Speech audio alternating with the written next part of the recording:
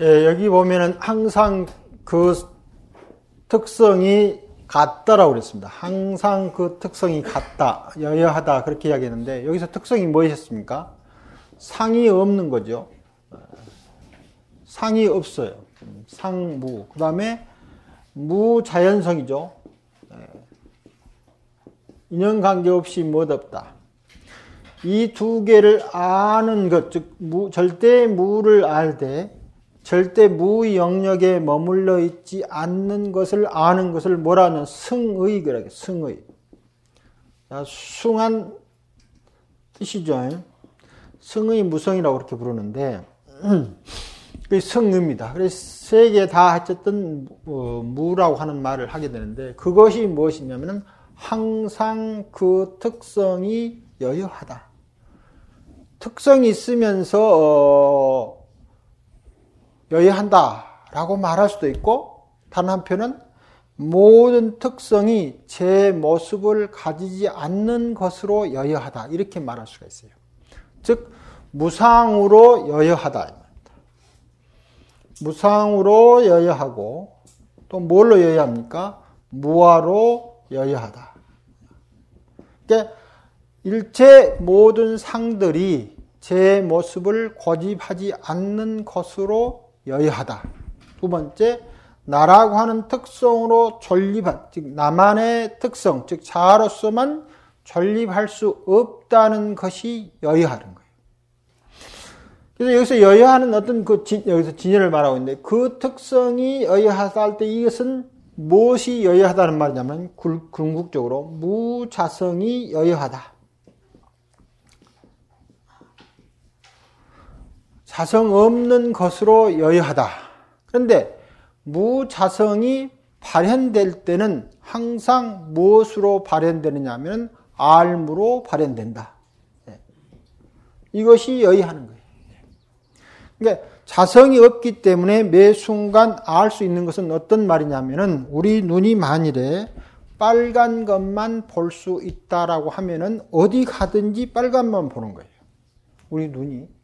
근데 우리 눈이 자기 색채가 물론 있긴 합니다. 우리가 가시광선이라고 하는 것 속에 놓여 있어. 우리 눈이 아무리 빨간 특성이나 파란 특성에 고집하지 않는다 해도 우리 눈은 가시광선 속에 놓여 있는데 빛은 어마어마한 말죠. 이와 같이 쭉 뻗으면 이게 전부 다 빛인데 우리가 볼 수 있는 것은 그건데 이 정도밖에 안 되는 거죠.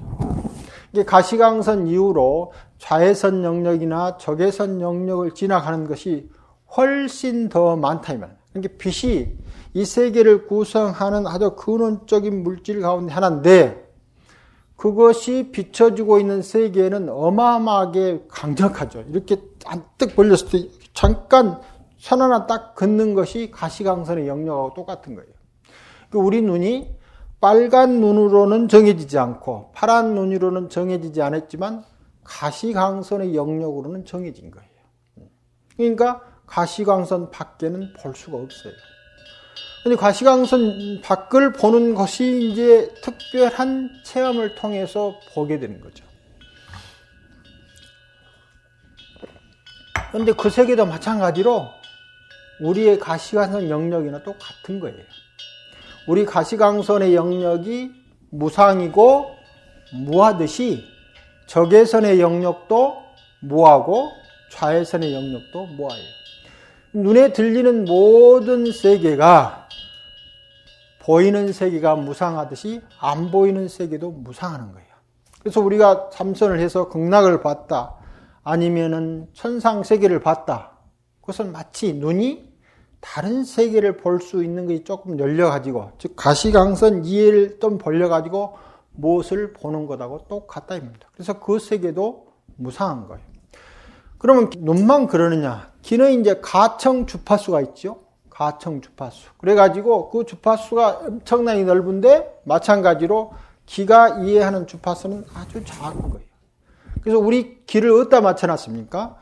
우리가 인간으로 살아갈 때 보고 듣는 그 주파수에다 맞춰놓은 거예요. 전파에, 라디오에다 뭘 딱 하듯이요. 그러니까 그 밖에 나오는 소리들은 전혀 들을 수가 없게 되는 거예요.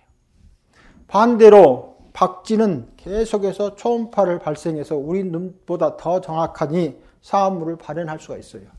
박쥐가 초음파를 발현하는데 하나는 이와 같이 아주 그 넓은 파장을, 그 긴 파장의 전파를 발현하면서 계속 다닙니다.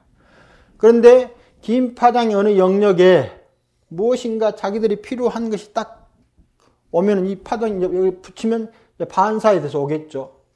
그러면 이때부터 먹을 것이라고 여겨지는 그 대상이 오면은 갑자기 이제 이와 같이 진폭이 큰 파장을 줄입니다. 진폭이 짧은 파장으로.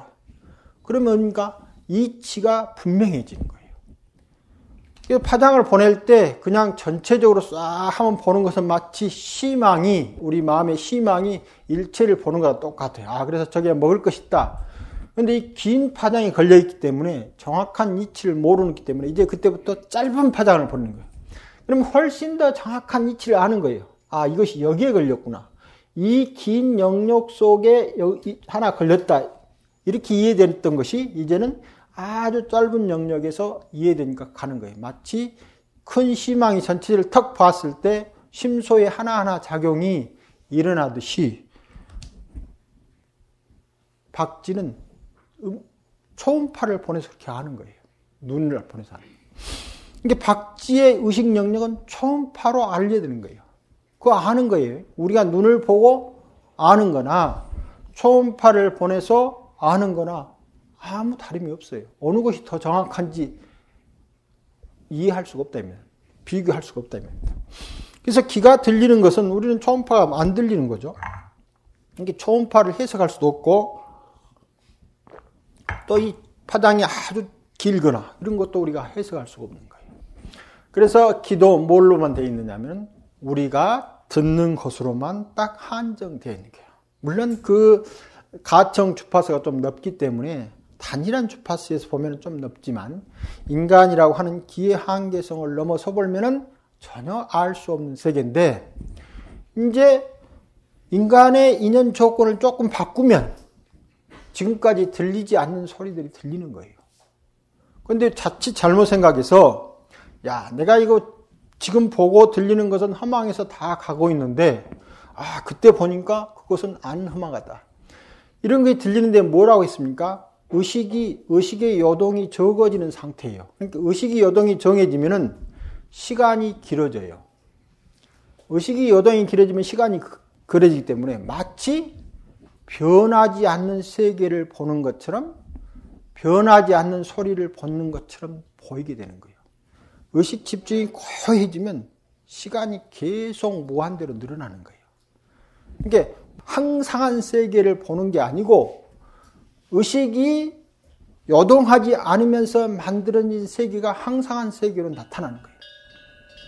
그 세계도 항상한 게 아니에요. 우리 의식이 요동이 딱 되면 바로 깨지는 거예요.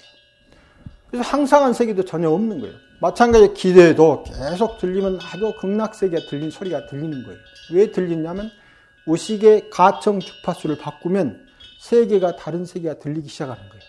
그때 물론 의식이 굉장히 정지합니다. 그러면 마치 극락에 가서 무한 시간을 사는 것처럼 알려지는 그런 세계를 딱 경험하는 거예요. 그러니까 의식 집중은 우리 마음의 흐름을 요동성을 그치게 하고 요동성을 그치게 되면은 무한한 시간을 사는 것처럼 되는 세계를 경험하는 거예요. 그래서 동시에 마음 없음이 곧 뭐가 되느냐면 무상이 되는 거예요. 그런데 마음 없음이라는 것은 뭐냐면은 한 곳의 방향으로 빛의 속도로 달리는 것과 똑같아요. 우리 삶은 시간과 공간으로 나눠져 가지고 작용을 해요. 여기서 우리가 살 때는 공간과 시간으로 나눠져 작용하는데 무심이 되면은 우리가 이 둘 중에 공간의 영역이 계속 사라지고 하다 보면은 시간의 영역으로만 남게 되거나 시간의 영역으로 계속 사라지고 공간의 한 점처럼 남게 되면 동시에 시공이 없어져 버려요. 시공이 없어지면 그 의식의 영역에서는 무한한 세계가 경험되는 것처럼 느껴지는 거예요. 무한한 세계가 있는 게 아니고 시공간의 마음 분별이 사라진 것이 무한한 세계처럼, 무상하지 않고 항상한 세계처럼 느껴지는 거예요. 이 세계도 마찬가지로 무상한 세계, 무엇에서 마음이 흔들리면서 시공으로 의식 영역이 딱 나눠주면 바로 무상한 영역으로 나타난다 이 말입니다. 자, 눈과 귀가 그렇습니까? 아니, 비. 코에서 냄새 맡은 것도 마찬가지죠. 냄새가 우리 화장실에 가서 조금만 오래 있으면 냄새에 안 맡게 되죠.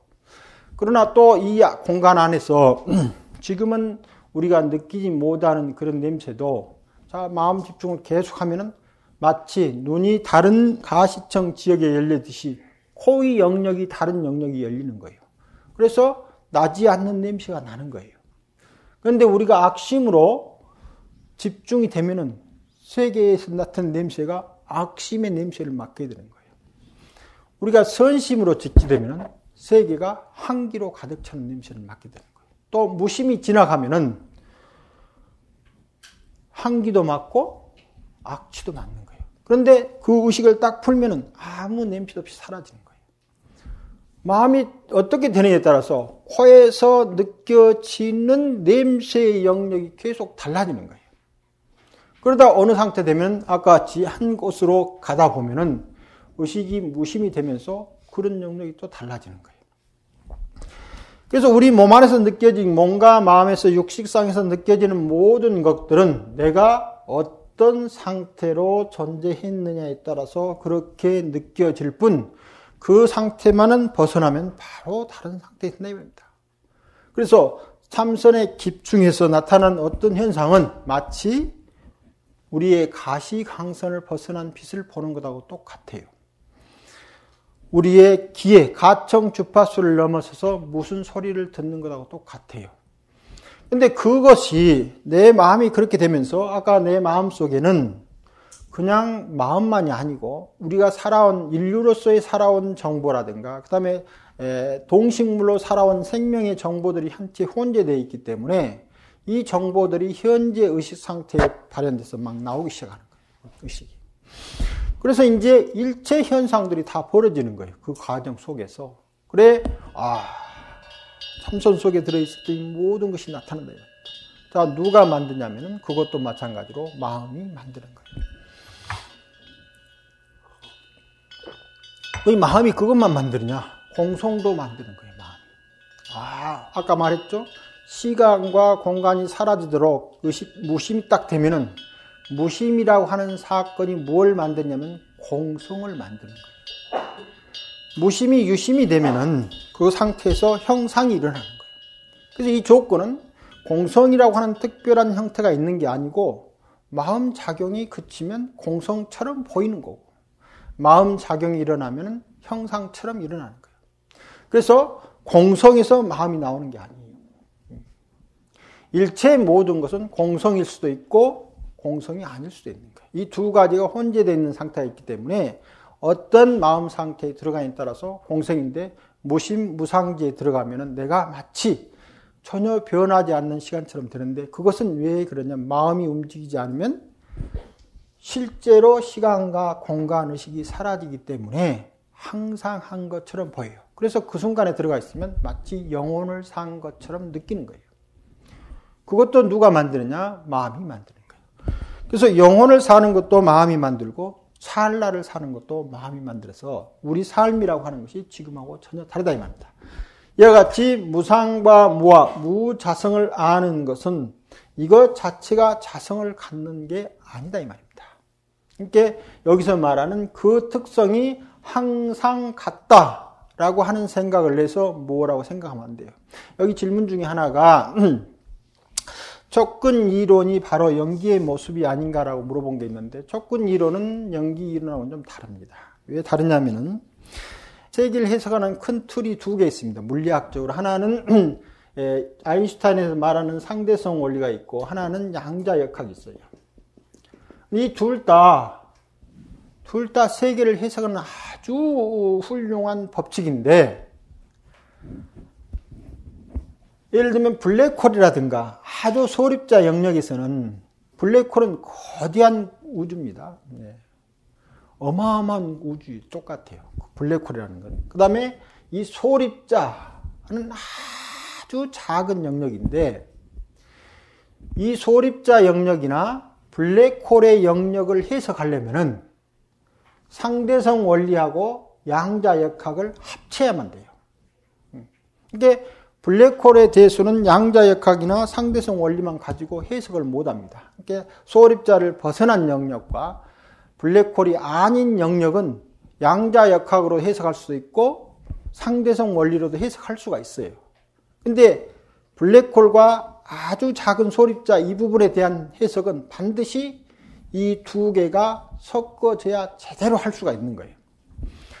근데 이 두 개를 섞으면은 이제 무한대라고 하는 묘한 상황이 나옵니다. 무한대는 수학에서 아무 의미가 없는 거예요. 그래서 이제 계속 고집을 하는데 1800년대 후반에 어떤 수학자가 이 상대성 원리라든가 양자역학과 아무 상관없이 무슨 수식을 만드는 게 수학적 수식을 만드는 게 있어요. 그런데 그 수식을 보니까 묘하게 이 두 개를 합쳐가지고 해석할 수 있는 어떤 형태가 있는 거예요. 그러니까 이 수학자는 아무런 생각 없이, 수학적 영역만 가지고 수식을 만들어 놨는데 그것이 물리학의 이 두 개를 합치는데 아주 기본적인 단서가 되는 거예요. 물론 그 상대성 원리만 가지고 아인슈타인이 말년간 계속해서 통일 이론을 만들려고 했는데 못 만들었죠. 그때 아인슈타인이 만들 수가 없었죠.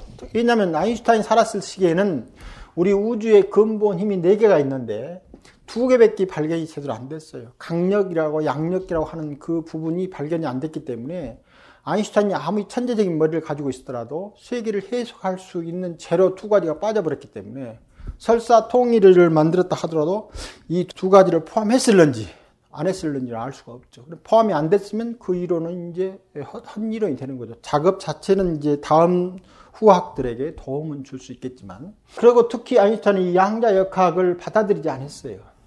양자역학은 확률 이론인데 이 세계가 확률적으로 존재한다라고 하는 것은 참 어렵다. 받아들여요. 그래서 끝까지 안 받아들입니다. 그런데 묘하게 양자 이론을 처음으로 정립시키는데 기여를 한 분이 아인슈타인이에요. 다만 그렇게 본인이 기여했어도 다만 여기에는 알려지지 않는 어떤 법칙성이 있기 때문에 확률적으로 보일 뿐 실제는 확률이 아닐 것이다. 이 생각을 절대 말년까지 떠나지는 못하는 거예요. 그런데도 불구하고 1920, 30년대에 많은 일군의 학자들은 그걸 받아들여가지고 거기서 이제 아주 어마어마한 많은 발견들이 일어나는 거죠. 근데 이 발견돼서 일어나서 이제 우주를 해석하는데 이 블랙홀이나 아주 미세한 영역의 그 소립자 영역을 해석할 때 같이 이렇게 합쳐놓으면은 도저히 풀리지 않은데 그 수학자가 만들어 온 수식을 가지고 이제 이 2개를 섞어가지고 풀어갑니다. 근데 거기서부터 이제 이 우리가 말한 4차원의 영역인데 드디어 5차원, 6차원, 10차원, 11차원, 20몇 차원 이런 차원들이 거기서 막 형성되는 거죠. 근데 왜 이렇게 형성되느냐면은 그때까지는 물질의 가장 작은 단위를 점처럼 생각을 했어요. 점처럼. 근데 점처럼 생각해주면 항상 무한대라고 하는 사건이 나와가지고 아무런 설명을 할 수가 없어요. 설명하려면 무한대가 나오니까 이 수식 의미가 없어지는데 어떤 한 사람이 뭐 점처럼 생각하지 말고 끈처럼 생각하자 이렇게 생각해가지고 수식을 풀어보니까 10차원이나 11차원의 어떤 영역에서 거대한이 감춰져 있거나 우리가 보지 않는 4차원, 5, 6차원부터 11차원의 영역은 거대한이 감춰져 너무나 많이 감춰져 있기 때문에 알 수가 없거나 아니면 너무 미세한 영역에 감춰져 있기는 모르겠다라고 하는 생각을 가지고 이제 풀어내고 있습니다. 근데 그 기본 의미는 뭐냐면은 마지막 실체로서의 끈이 있다라고 하는 말이에요. 그러니까 그 끈 위의 상태에서 보면은 그것은 영기적 사건인데 끈 밑으로 보면은 끈에 이르면은 그것은 우주적 실체가 되어버려요. 그래서 물질과 정신의 모든 아트만의 마지막 근거가 끈이 아니냐 이렇게 생각하는 거예요. 그런데 그것도 마찬가지로 뭡니까? 마지막에 그 특성이 무자성이나 무상이나 무하로서 이 끈을 보는 게 아니고 이 끈은 완벽한 실체를 갖는 유적 존재로서 상정을 하고 보는 거예요. 그런데 여기는 이 끈의 길이가 물질의 최소 길이기 때문에 어떠한 실험 장치를 가려내도 알 수가 없어요. 그걸 보려면은 물질의 최소 단위를 통과해야 되는데, 최소 단계, 우리가 어떤 사건을 보려고 하면은 물질의 최소 단계를 일어나야 되는데, 그 최소 단계 자체가 끈이니까 궁극적으로 이론상 볼 수가 없어요.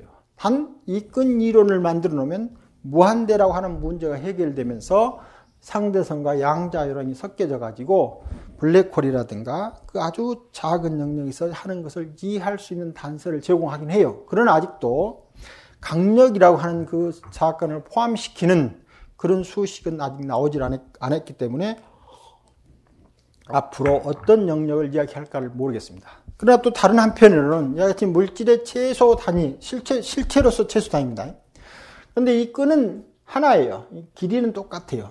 길이는 똑같은데 길이가 어떻게 진동하느냐에 따라서 그것이 도가 되고 레가 되듯이 그것이 쿼크가 되기도 하고 다른 양성자도 되고 중성자도 되고 무슨 아주 소립자가 수백 개가 됩니다. 근데 소립자가 수백 개가 되는데 그 수백 개 되는 소립자를 8가지 종류로 이렇게 딱 나눕니다. 무슨 타우 입자종, 무슨 전자종, 무원종 이렇게 나누다 보면은 8가지 계열로 딱 나눌 수가 있어요. 그래서 이것을 팔중도라고 그렇게 팔중도에서 따서 팔중도라고 이름을 붙이는데 그 소립자가 많은 소립자를 이루지만 그 기본은 같은 길이의 끈이 어떤 형태로 움직이느냐라고 보는 차이가 있는 거예요. 그래서 끈의 움직임은 파동의 모양은 다르지만 궁극적으로 실제한다라고 하는 의미에서의 촉구는 영기적으로 형성되는 게 아닙니다. 이것은 자연스럽게 있어요. 앞서 말했던 무자연성이라고 했죠. 그런데 촉구는 자연의 궁극적 실제로 스스로 그렇게 존재하는 거예요.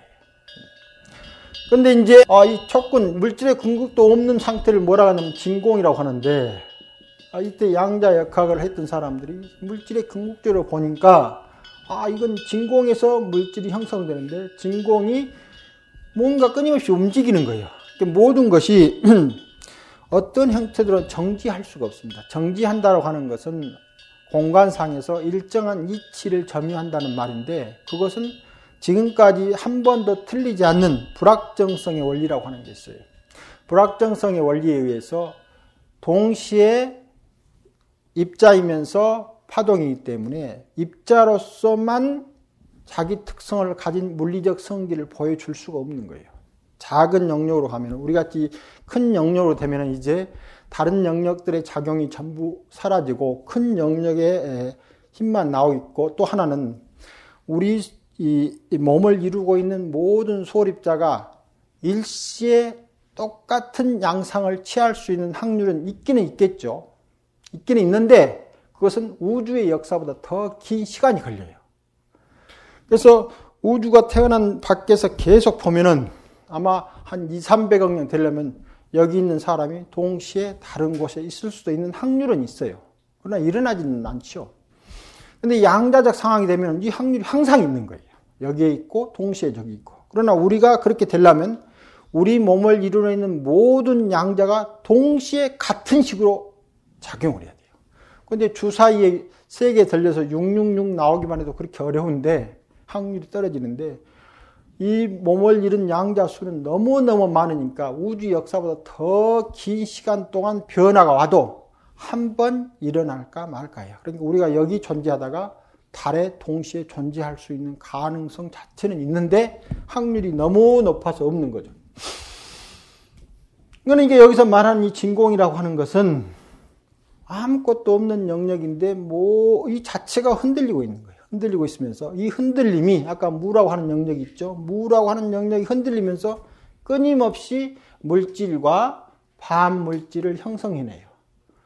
근데 이 물질과 반물질이 대칭을 정확히 이룰 때는 항상 일어나면서 쌍으로 소멸돼요. 그래서 쌍으로 형성됐다, 쌍으로 소멸돼서 이 진공 상태를 유지하고 있는데 아주 특이하게 그것들이 대칭성이 깨지게 되면은 물질화돼서 나타나는 거예요. 어디서? 아무것도 없는 것처럼 보이는 데서요. 그래서 진공을 뭐라고 정의하냐면 우리들한테 알려진 물질이 없는 공간이라고 그래요. 우리들이 알려진 물질이 없는 공간. 아무것도 없다고 정의하지 않고요. 그래서 이런 일들이 있기 때문에 앞으로 어떻게 정의되어 갈지는 알 수가 없습니다. 어쨌든 간에 이 물질 자체도 그 촉군이라고 하는데 그 사람들도 말합니다. 그러면 촉군이라고 형성되면은 촉군도 없는 영역은 물질이라고 이야기는 할 수 있는데 왜 그러면 촉군 이야기는 물리적으로서 아무 의미가 없다고 이야기하느냐면은 앞서 말한 대로 촉군이 발견될 수 있는 개연성도 전혀 없는데 촉군도 아닌 어떤 형태의 물리적 공간은 전혀 알려질 수 없어요. 그것은 촉군은 다른 징후를 통해서라도 알 수가 있어요.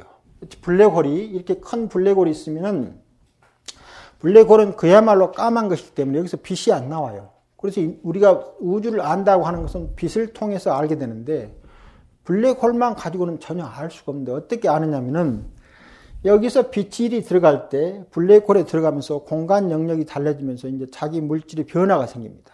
이렇게 공간에 변화가 생기면 거기에서 새로운 에너지가 나오는데 이 빛이 들어가는 순간 이 빛이 여기서 감마선이라고 하는 그 우주선을 발생시켜요. 여기를 자세히 관찰하고 있으면 아무것도 없는 영역인데 어떤 둥그런 영역에서 계속 감마선이 이렇게 발생되고 오는 거예요. 이게 블랙홀 이론에 따르면 반드시 이 지평선이라고 그러는데 이 지평선 상에서 감마선이 발생된다. 소립자가 그 속에 들어갈 때 라는 물리적 사실과 이론을 통해서 이제 관찰해 보면 진짜 이제 감마선이 계속 발견되는 거예요. 그래서 아마 저것이 블랙홀일 것 같다. 또 두 번째는 이 블랙홀에 빨려 들어가는 별이 있어요. 이제 어떻게 별이 그냥 운영하다가 우주가 계속 흔들리고 상당히 일정한 법칙을 가지고 흔들리지만 그러나 그것이 계속 끊임없이 움직이니까 어떤 별이 블랙홀 가까이 접근하고 이 블랙홀도 계속 커지고 중력이 세지니까 이제 전에까지는 관계없었는데 이 별이 이제 블랙홀에 가까이 가면은 이 별의 꼬리가 쭉 생기면서 이쪽으로 이 별에서 발생시키는 빛의 복사선이 이쪽으로 빨려 들어가는 것이 사진으로 나와요. 그래서 이와 같은 징후, 또 하나는 이제 거대한 우리 은하가 있는데 우리 은하가 밖으로 퍼지지 않고 일정한 강도로 이런 형태를 유지하려면 적당한 정도의 중력이 작용해서 우리 은하를 딱 이런 형태로 있도록 만들어야 되는데 보이는 물질들의 중력만 가지고는 저희를 할 수가 없는데 저 안에 블랙홀이 있다라고 가정하면 우리 우주가 형성되는데 그렇게 하고 찾아보면 진짜 이런 현상들이 발견된다는 말입니다. 그래서 블랙홀은 몇 가지 징후를 통해서 있다라고 추론하고 거의 인정이 되는데 이 촉군 이론은 어떠한 징후로도 알 수가 없어요. 발견될 수도 없고. 그러니까 있다 할지라도 물리적으로 아무 의미가 없기 때문에 항상 마지막 촉군에서 출발을 하는 거예요. 그런데 우리 사유성에는 그게 가능하다 이 말입니다. 그래서 이 전체까지를 꿰뚫으면 촉군이 물질의 마지막 근거인 것은 분명하지만 그러나 물질도 아닌 영역과 촉군 영역을 아울러서 이야기하면 촉군이 아무것도 아닌 무영역에서 촉군처럼 발생됐다라고 이야기를 할 수가 있는데 다만 그것은 아무도 알 수가 없는 거예요. 단 물리학자들은 이 밑에 이것 자체도 문제가 되는데 그 밑에는 알 수가 없기 때문에 무시를 하고 있는 거예요. 그래서 물질의 최소 영역을 촉군이라고 이야기하는 데는 아직 공통적으로 다 그렇다라고 말하는 게 아니고 그쪽 영역을 연구하는 분들에 의해서 지금 그런데 상당히 이제 이것이 점점 그런 것 같다라는 생각을 하고 있기는 합니다. 근데 우리가 말하는데 여기서 말하는 기성이라고 하는 것은 이제 여기서는 촉군이라면 흔들린 영역으로 보면은 그 모양은 다릅니다. 길이로 보면은 동일하고 그것이 하나의 끈으로 되어 있다고 하는 것은 동일하지만 그것이 말려 있기도 하고 또는 터여 있기도 하고 또는 묘한 공간 속에 붙어 있기도 하고 뭐 이런 식으로 가정을 하면서 이제 현 우주를 설명하는데 이것도 아닌 영역까지를 포함한다 하면은 이것도 궁극적인 특성을 가졌다라고 이야기할 수도 없고 또 이것에 의해서 형성되는 것은 마찬가지로 형성된 것이기 때문에 자성을 갖지 않는 거죠. 그래서 형성되지 않는 것의 마지막 물질로 조건을 말하는 분도 있고 또 하나는 그 밑에 영역까지 보면은 이제 조건도 아닌 영역도 그 자성을 가지고 있지 않는 거예요. 왜? 아무것도 아닌 영역이 뭘 만들어냅니까? 조건을 만들어내는 거예요. 그러니까 그렇게 따져보면은 어떠한 영역도 그 자체로 만들어지지 않는 것이 없다. 그럼 아무것도 없는 것은 만들어지지 않느냐? 아무것도 없는 것은 무엇에 의해서 만들어집니까? 이 물질이 사라지는 것에 의해서 만들어지는 거예요. 그게 뭐가 있는 게 아니고 물질이 나오면 형성되는 것처럼 보고 거기 사라지면 없는 것처럼 보여서 공성을 무엇이 만드냐면 물질의 작용이 그치면 공성처럼 나타나는 거예요. 공성도 만들어진 거랍니다. 아까 말한 공성을 만들어진 가장 큰 특징은 의식이 쉬는 거예요. 의식이 쉬면은 마치 아무것도 없는 공성처럼 되는데 그것이 자기 특성을 갖는 것처럼 존재하지는 것은 아니다. 그 공성이 딱 움직이면은 세상이 펼쳐지고 세상이 펼쳐진 의식이 딱 쉬면은 공성처럼 있는 거예요. 그래서 이 전체를 아우르는 것을 뭐라고 부르냐면 우리가 흔히 말하는 인연의 공성이라고 말하는 거예요. 그러니까 공이라고 하는 특성 자체, 아까 시간과 공상이 사라진 채로 무한 영역처럼 비춰진 어떤 영역만을 공성으로 말하는 게 아니고 이 공성과 시간과 공간 영역으로 나타난 모든 세계까지를 다 포함시켜서 어느 것도 자성을 갖지 않는다라고 하는 말이 공인 거예요. 그래 용수 스님께서 만일에 공이라고 하는 것이 자기 자성을 갖는 공이라고 생각해서 거기에 빠지면 부처가 와서도 구할 수 없다라고 말하는 거예요. 그 공성, 우리가 흔히 생각하는 아무것도 없는 영역조차도 자신의 영역을 지키지 않는다.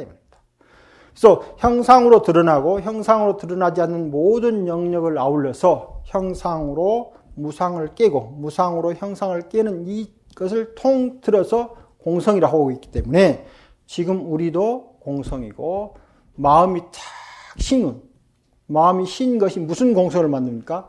물질로 밖으로 드러나지 않는 공성을 만드는 거예요. 그 공성은 만들어진 공성입니다.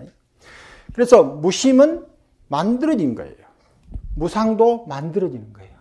그 상태에서 딱 깨어나야 이제 무상과 유상을 아울리는 전체적으로 어떤 형상도 그 자체의 특성을 가지지 않고 항상 여의하다라고 말할 수 있습니다. 공도 자기의 특성을 가지지 않다. 그것을 뭐라고 하냐면 진여라고 해요. 진여. 그리고 그것이 수승한 뜻이다. 공성도 제자리에 머물러 있지 않고 형상으로 드러나는 것도 제자리에 머물지 않는 그 전체를 아우르는 것이 가장 수승한 뜻이다. 그리고 그것을 진여라고 하는데 이와 같이 어떠한 형태도 머물러 있지 않는 것, 이것을 뭐라고 하냐면 그 성이라고 해요. 그래서 이 성은 형태로 머물러 있지 않다고 하는 데서는 동일하지만 그것이 형태로 머물러 있지 않기 때문에 모든 형상을 만들어내는 거예요. 자기 형상이 없기 때문에 모든 형상을 만들어내는데 우리가 자기 형상을 가지면 모든 형상을 못 만들어내요. 아까 처음에 시작할 때 눈의 영역은 가시광선만을 보도록 형상화시키는 거예요. 우리 아까 말한 업식의 정보와 유전 정보가 섞여져 가지고 눈을 만들 때 가시광선의 영역만 봅시다 하고 만드는 거예요. 줄기세포가 눈을 만들 때요. 귀를 만들 때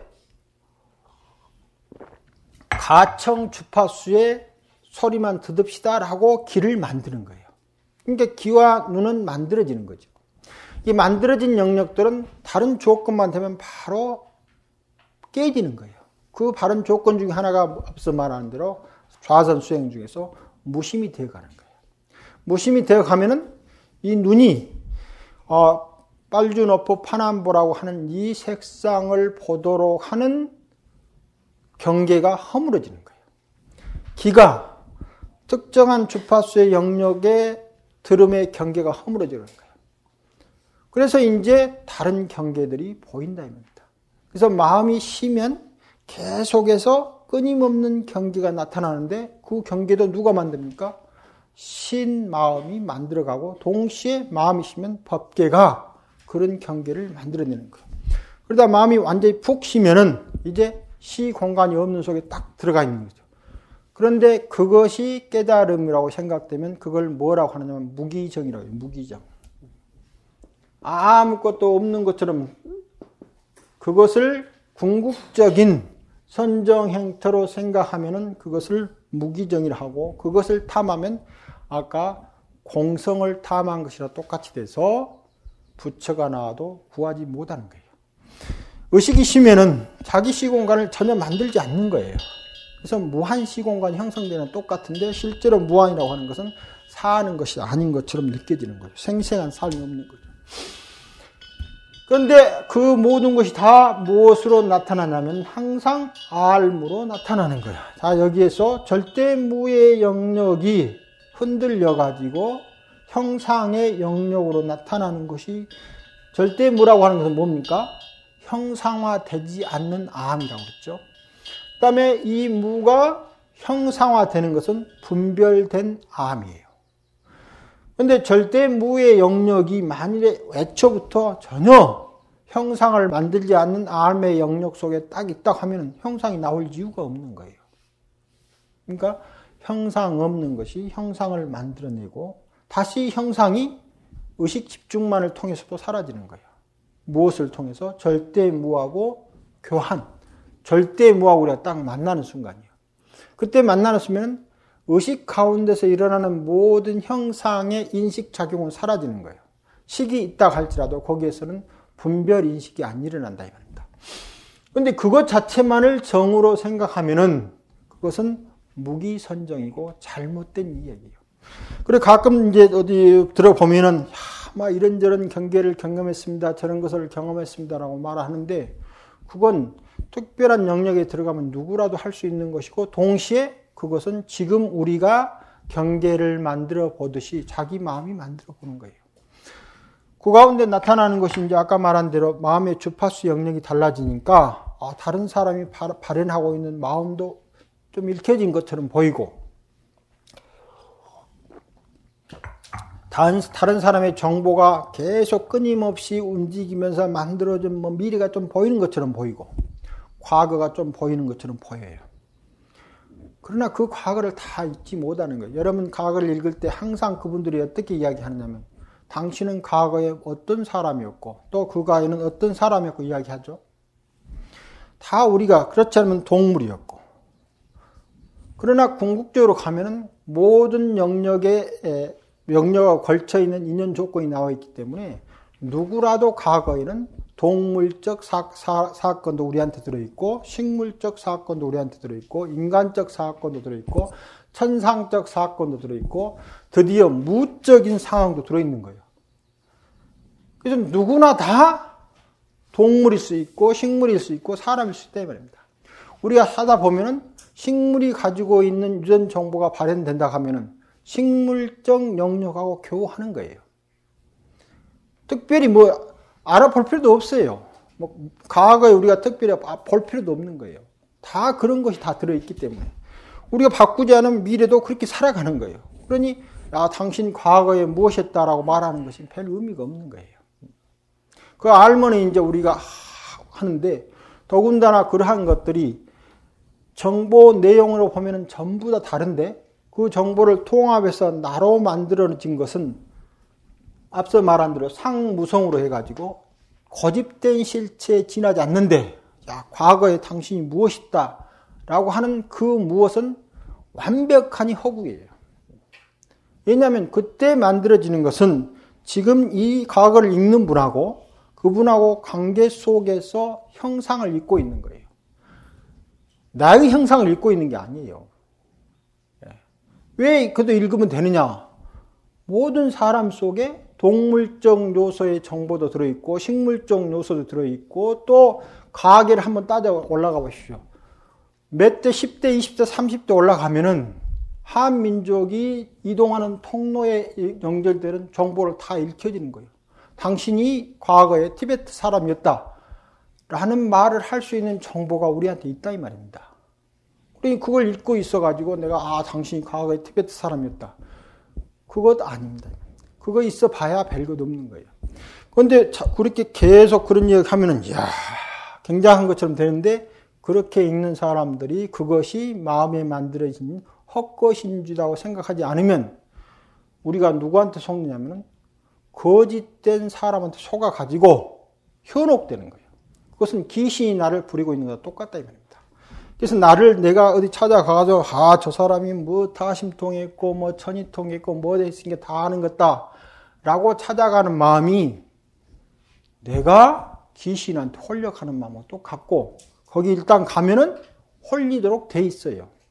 내가 가서 속으려고 준비하고 가잖아요. 이미 저 사람이 굉장한 사람이라 생각하고 그것을 마음이 그같이 만들어냈다고 확실히 알고 그 다음에 그렇게 읽혀진 것은 나 중에서 아주 극히 일부밖에 아니고 그건 나한테만 있는 게 아니고 누구한테나 있는 거예요. 누구한테나. 이 사람 또 가도 당신 옛날에 티베트에 살았습니다. 중앙아시아 우리 아리랑 할 때 그 아리라고 하는 것이 티베트에 있는 어떤 지명이에요. 그래서 우리가 하면서 티베트에 걸어오면서 그 옛날 고향 언덕에 걸려서 그거를 사모하는 마음이 아리랑이에요. 어떤 사람이 그렇게 이야기합니다. 그런데 실제로는 알 수가 없는 거죠. 이것은 계속 이런.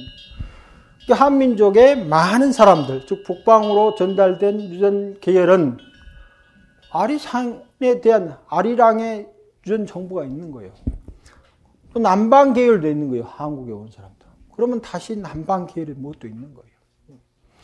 누구한테 다 있다 이 말입니다. 그래서 당신이 과거에 저기 버마 사람이었습니다. 그 말도 맞는 거예요.